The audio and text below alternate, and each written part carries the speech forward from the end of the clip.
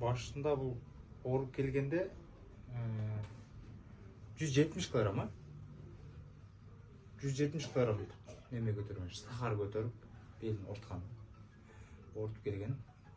250. 250 килограмм көтөргөн, 5 мешок. 5 мешок көтөргөн. 5 мешок көтөрүп, кутуна тура албай келген. Азыр азаттай.